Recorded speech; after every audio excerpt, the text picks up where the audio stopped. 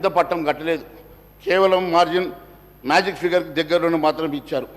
అంటే ఖచ్చితంగా వీరందరూ కూడా ఇచ్చిన హామీలను స్వయంగా పిసిసి అధ్యక్షుడు రేవంత్ రెడ్డి గారు కూడా ఒక స్థానంలో ఓడిపోయారంటే గతంలో ఎన్నడూ కూడా ముఖ్యమంత్రి ఓడిపోయి ముఖ్యమంత్రి అయినటువంటి సందర్భాలు గతంలో ఈ రాష్ట్రంలో లేవు. ప్రజలు ఒకవైపు పట్టం కడుతూనే మరోవైపు వాద పెట్టారు.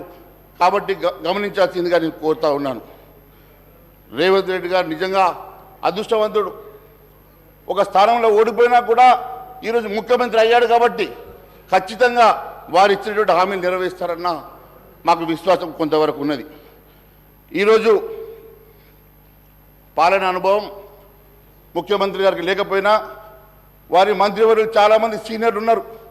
సీనియర్ మంత్రివర్యుల తప్పకుండా వారి సలహాలు సూచనలు తీసుకుంటారని భావిస్తూ ఉన్నాను.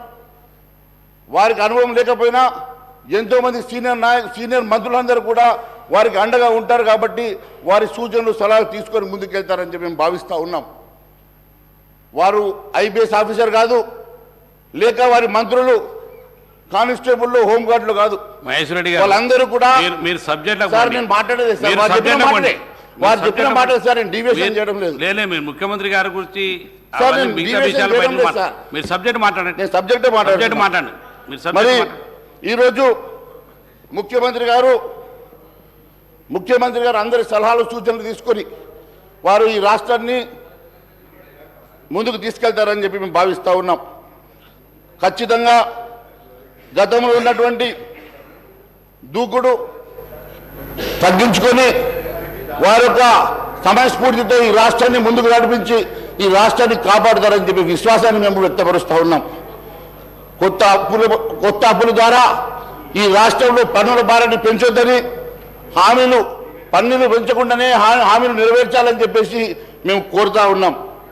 దాదాపు 42 పేజీల 412 హామీలు నెరవేర్చడానికి ఖచ్చితంగా మీరు ముందుకు రావాలని మేము ఖచ్చితంగా భారతీయ జనతా పార్టీ కన్స్ట్రక్టివ్గా మీరు ఇచ్చేటువంటి మంచి పనులకు మేము మీ వెంట ఉంటాం, లేని పక్షంలో నిరోధిస్తామని చెప్పి కూడా సభాముఖంగా తెలియజేస్తూ ఉన్నాం.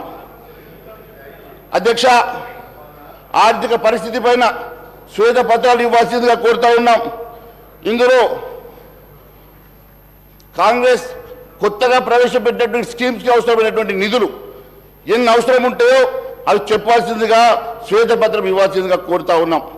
కాంగ్రెస్ పార్టీ ఇచ్చిన హామీలు నెరవేర్చడానికి మరి కావాల్సినటువంటి నిధులు ఎంత కావాలా, దానికి కావాల్సినటువంటి అవసరాలకు ఏ రకంగా సమకూరుస్తారో మరి ప్రజలకు సభకు తెలియజేయాల్సిన అవసరం ఉందని తెలియజేస్తా ఉన్నాను.